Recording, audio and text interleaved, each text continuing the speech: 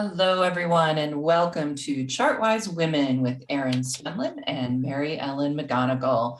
Welcome to our Thursday, August 26, 2021 show today. Mary Ellen and I are here to educate, engage, and most importantly, empower you to take control of your investments. Today, we have a really interesting theme that actually, Mary Ellen, you came up with. We were talking yesterday. Yes, in an effort to keep everybody current on what's happening in the markets. Yeah, definitely. Yep. So we're going to talk about meme stocks, and we're not talking about Mary Ellen McGonagle, MEM. We're talking about MEE. That is so funny. I worked with when I was trying to decide the name of my company 5-6 years ago, and I was dissuaded saying, well, meme, no, that has a meaning to it. Yes. Well, here we are. And here we are. Who knew? Right? Oh, my goodness. So, yeah, I'm sure a lot of our viewers have heard about meme stocks, and we all have heard about them, but not everybody kind of understands the whole thing behind them and how it works. And we're going to go through a bunch of those meme stocks for you and give us our technical opinion on those charts as well. So give you a little different perspective than we normally do. So we're going to start off with our wisdom of the week today. And I'm going to start with mine, which is understand what you are investing in. It's important that, if you're getting into a stock and it happens to be a meme stock, you need to understand how those work, what you're in for. And that brings us right to Mary Ellen. Yes, absolutely. So I'm suggesting that you be prepared for very high volatility. As we go in and take a look at these stocks, you will easily see what we're talking about. Back in January, February, there was a big frenzy. It's beginning to re-emerge again, and you'll see how these stocks can have these explosive moves, but just as quickly they can turn. So be prepared for the high volatility, and we're going to share with you some tools if you're inclined to play in this pool, if you will. So they are speculative. So yeah. Yes, excellent. And so really that brings us right into our first topic, which is high short interest. And I put Mary Ellen on this because I know she understands this far better than I do. So I'm going to let you discuss it. Oh, you bet. Yes. How high short interest works. Of course. So short interest is when an individual or a hedge fund bets that a stock is going to go lower. It's quite the opposite, of course, of getting into a stock when you think the stock is going higher. So you, in essence, are selling short. And in order to, if that stock were to inadvertently rise and go in the opposite direction, you need to sell your short positions, and that in turn causes the stock to rise even higher and faster. And I will get into that as we take a look at some of these stocks, because Erin, in the beginning, this whole meme stock group trading behavior was all about sticking it to Wall Street. A lot of institutions really got stuck with a couple of the names that we're going to be reviewing. In fact, there were a couple of hedge funds that had billions of dollars in losses as they had to buy these stocks back at much higher prices in order to cover their shorts. And there is another terminology within that short squeeze. It's what it's called when you need to cover your short and the stock goes higher and higher. It is called a short squeeze. There's another terminology. It's called a gamma squeeze. And this has everything to do with these investors that get together and they use options. They use short-dated call options in order to squeeze that stock higher. And it's a widespread event so that it has a life of its own. So as the price goes higher, the institutional professionals that are selling the options, they're now in a short position, so they have to cover. So it's called a gamma squeeze. It's an even faster and higher forcing of the stock to trade higher. I'm just going to share with you quickly here, because this is a list that is updated fairly often here, and you will see various different services. This is Statista, I believe, Statista. And this is as of August 21st. And what of 2021, what they're sharing here are the stocks that have the most in the way of short sellers that are involved. So what they give you here is a percent. So in other words, of all the shares that are liquid in for example, SC Works, WRKX is up here at the top. Almost 60% of their float is shorted. That's huge. In other words, when the desire, if the stock were to rise and short sellers were to try and cover their shorts, this would have the highest percentage possibility of going high very quickly. So you'll see a lot of lower priced names here, lower market cap. Workhorse is a well-known short squeeze name. WKHS is the ticker. So 35.8%. That is a very big percent. So you can find these lists, but really I think, Erin, as we get into this, you're going to share with us Reddit, because that is the social media platform that has started this whole rage, if you will, and they oftentimes keep lists of those highest shorted names. But even more importantly, when you're looking outside of a pure list, you want to know, where is the excitement? What names are getting the most in eyeballs? So we are going to get into that as we move on. Yes, let me just show you a little bit about that.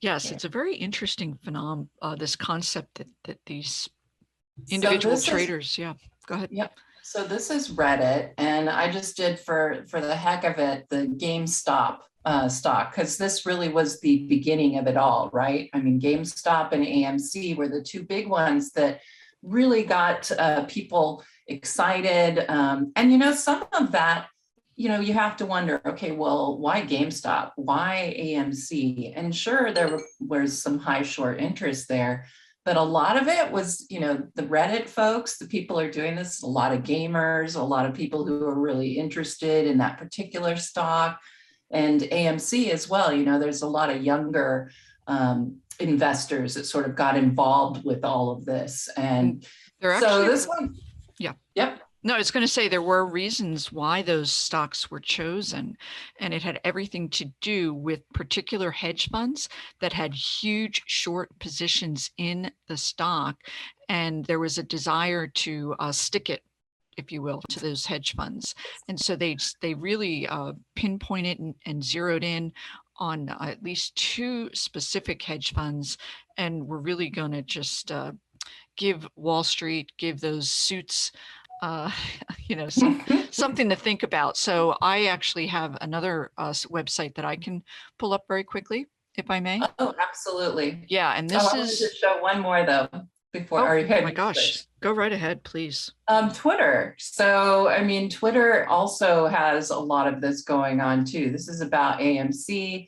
And it's just really interesting to see all of the various information that's out here. And again, if you go and do a search, for example, right here, 580 tweets in the last hour. So, it's getting a lot of action. Yes, still. And actually, yeah, you're tying it right in. The definition of a meme stock is that it is surrounded by a lot of social media hype.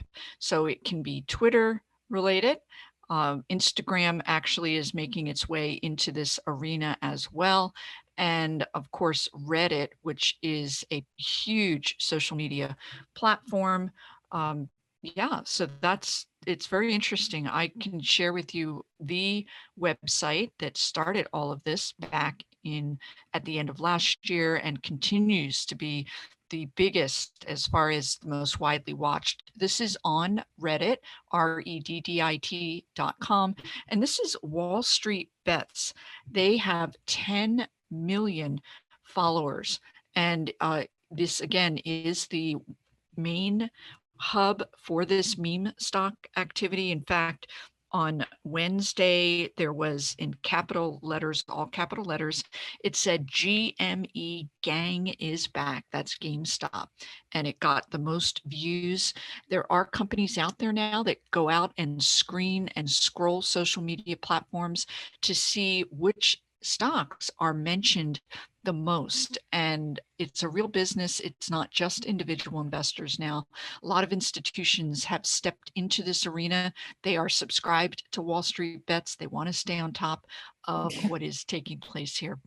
Absolutely. I don't think they want to get caught losing billions of dollars again. But how amazing is it that we've come to a time where, you know, it was a big deal back years ago when we started having online, you know, where you could place a trade online. That was like a huge, big deal. Mm-hmm. And, you know, now here we are way past that. Now we don't even have to pay for trades, you know, online. You now have Robinhood, Acorns, all of these that have really made trading so accessible to everyone. But you know, who's really grabbed onto it, of course, is the youth, those who grew up with everything online. Like, this isn't a new thing for them. And it's just so interesting. You know, I don't know about your kids, but I know my daughter. I often talk about my daughter and her boyfriend, how they got very involved in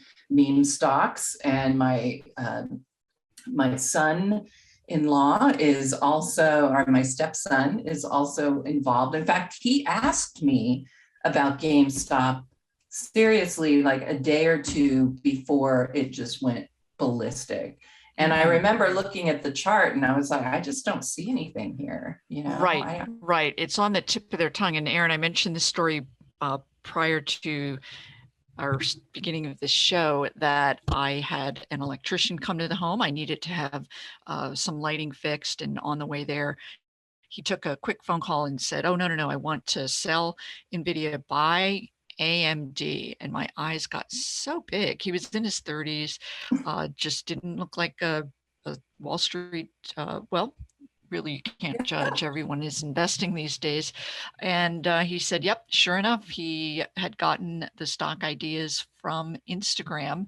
And I just couldn't believe it. I believe I had just highlighted the stock as a buy to my MEM Edge subscribers. So it's very, very interesting here. Yeah. And a lot of them are, I mean, they come from those lists, but a lot of them are these stocks that people can relate to as well. And you know, I think that's all really interesting, but it's time for our break. Okay, very good. And then when we get back, we're going to share some of those highly watched by social media investors. We'll review those names when we get back. Those charts. I have to say, it is my honor and privilege to host a show with my father. I was so excited that I was able to talk him into joining the show, and now he loves it. The insight I get from him, even offline, is wonderful, but to be able to share that with everybody else so they can see just the experience. And really, I just have been so fortunate in growing up with him and having him help me learn.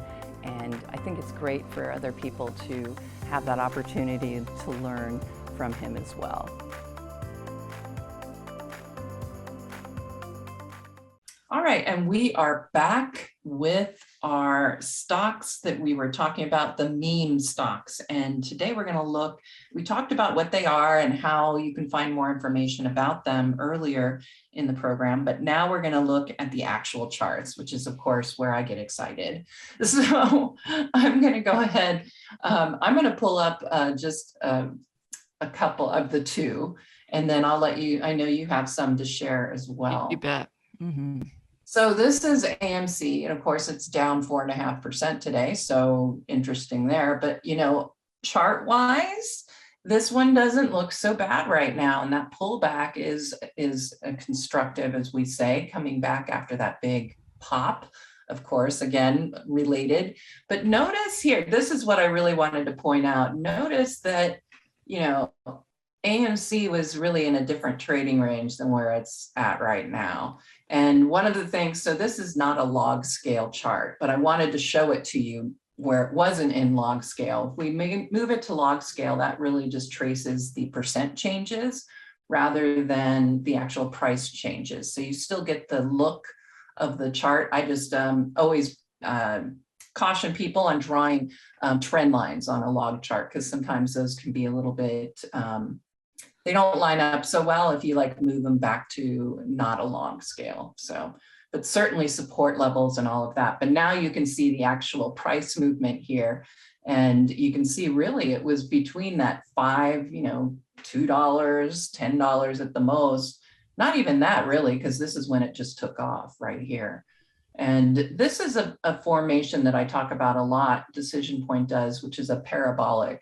And I have to say, with these meme stocks, it's pretty much hyper parabolic because you usually get this sort of, a parabolic shape. You just start seeing buying more and more and more, goes almost straight up like you can see right here, and then it has to collapse. It will collapse. And when it does, it's usually very painful and very fast. And that's exactly what we saw back here after that big move on the meme stocks here.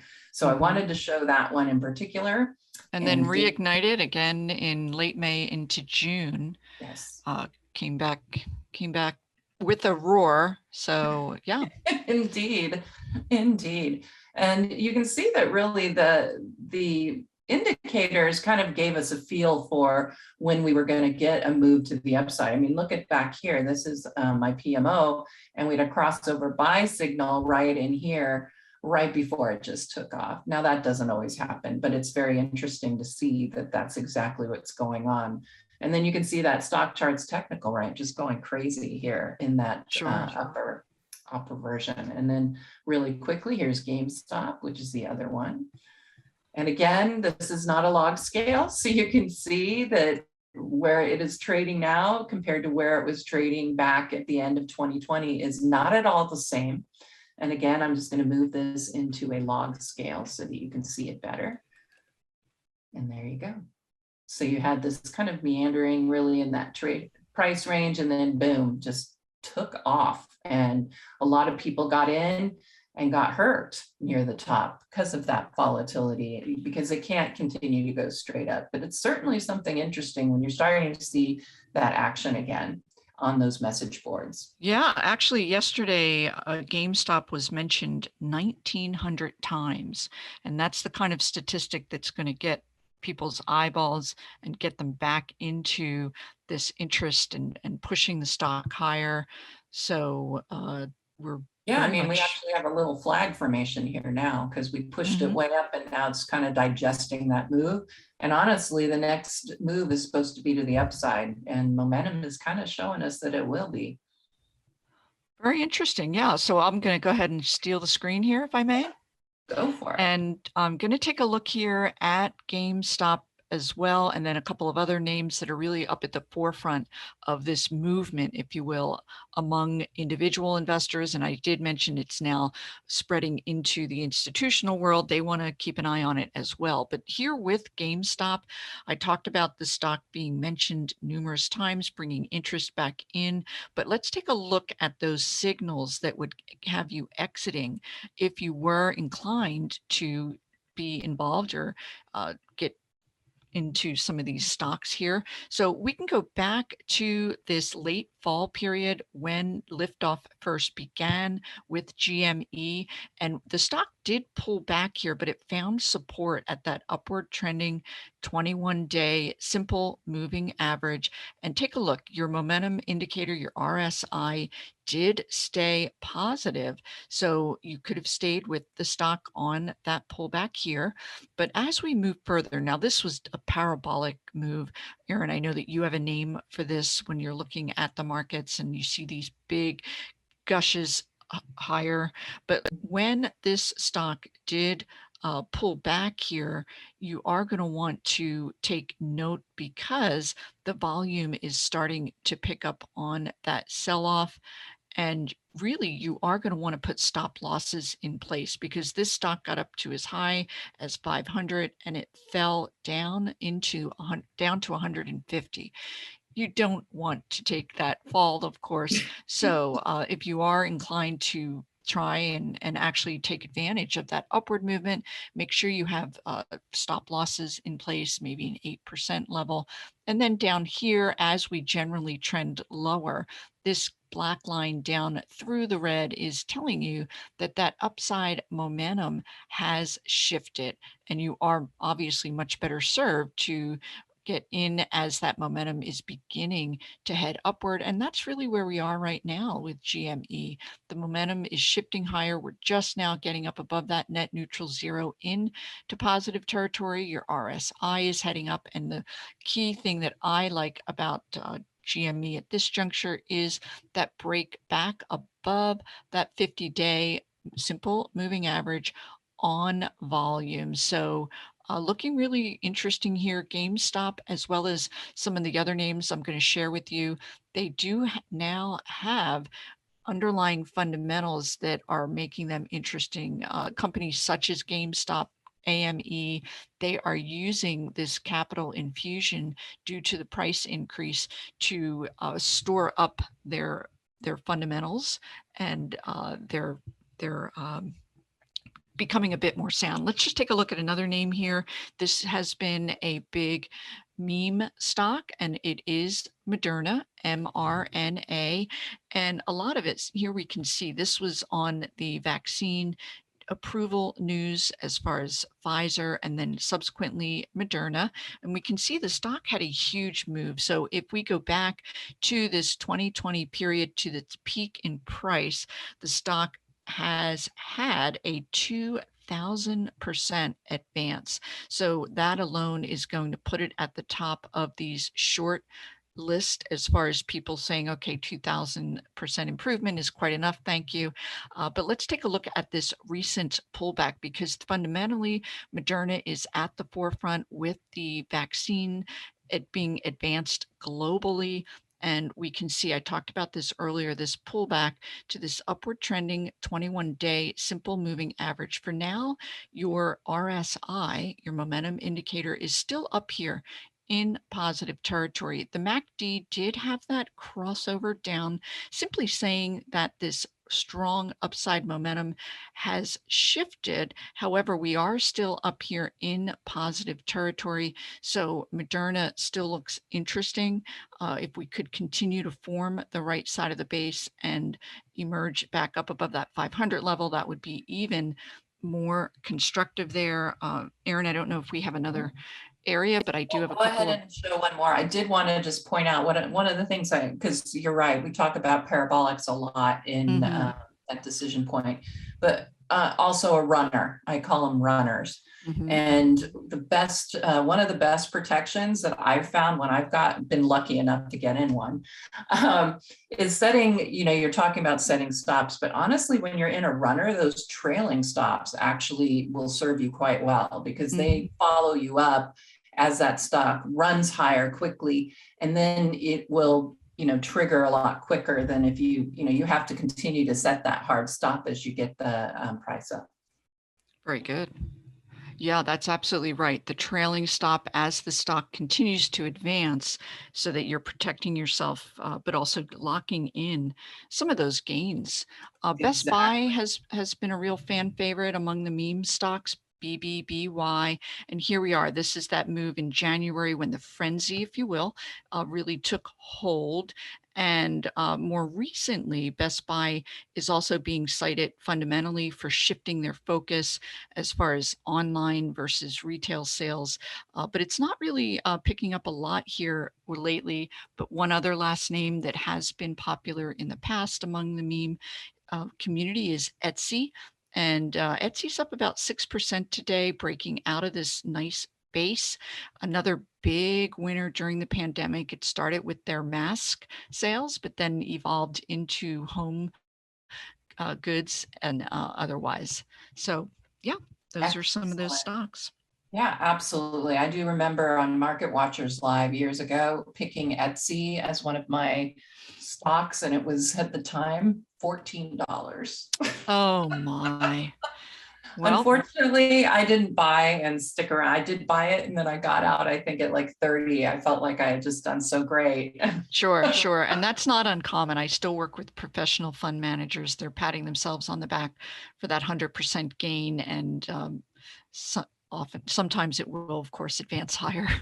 Yeah, exactly. Oh dear. So anyway, yeah, it's time to get into our last segment, which is, yeah, that happened.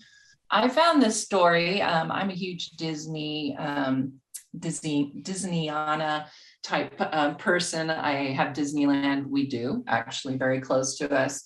But we had a story about how Disney World is talking about using their animatronics and AI together to have live robots that, you know, walk around the park that you can interact with.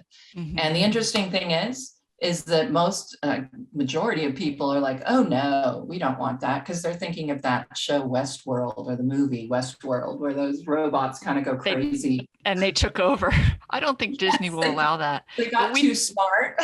Yeah, we did do that about a year ago, where robots were being used in Japan, robotic dogs, because social distancing. If you were walking in this park too close, they would come up and give you what for. So yeah, tell you you're not doing right. oh my goodness. So we have quite a few, couple stocks anyway, from this area that we have time to look at. And one of the first ones, do you mind pulling it up, Mary Ellen, on your charts? Oh, absolutely. Yeah, let's take a look. It's Disney. Of course, we have to take a look at Disney. And Disney is about more than just their amusement park. They came out with strong numbers here. They're streaming. They are growing astronomically with their Disney Plus product. But unfortunately, the Delta variant spread, and the fact that actually my daughter went to Disney about a month ago, and they really limit the number, which is great, the number of people that can go in, but it's not helping ticket sales. Actually, this gap up here was the report of their earnings. Very strong again on that Disney Plus streaming, but the parks needing to keep attendance down is holding the stock back at this point in time. So not particularly a lot of these outdoor related, travel related stocks are getting hit in the face of the variant, unfortunately. But we can take a look at another stock that is an ETF, robotic related. This is ARK Innovation Fund, ARKK, and it really is languishing down here. A number of the stocks that have been highlighted, they have the growth potential, but the numbers just aren't there yet.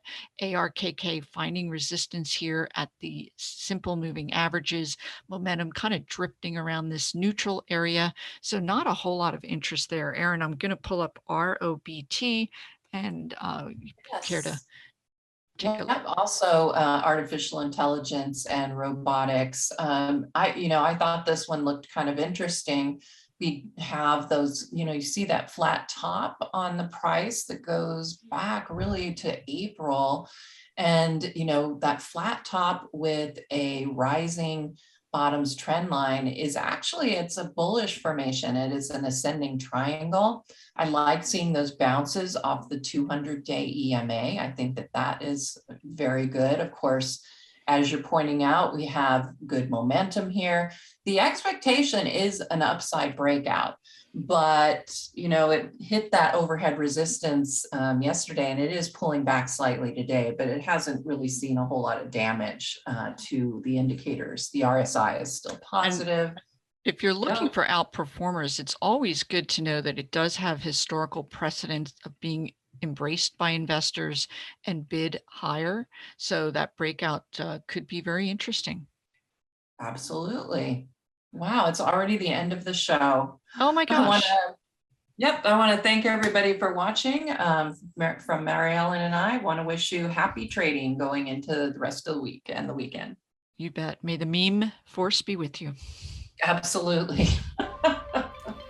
Hey guys, Dave Keller here with StockCharts.com. Thanks so much for watching our video. If you enjoyed it, and we hope you did, hit the like button right below. Also, we have so much new content every day. Consider subscribing to the channel. Just hit the subscribe button in the video or right below. Thanks for watching. Stay safe. Have a fantastic day.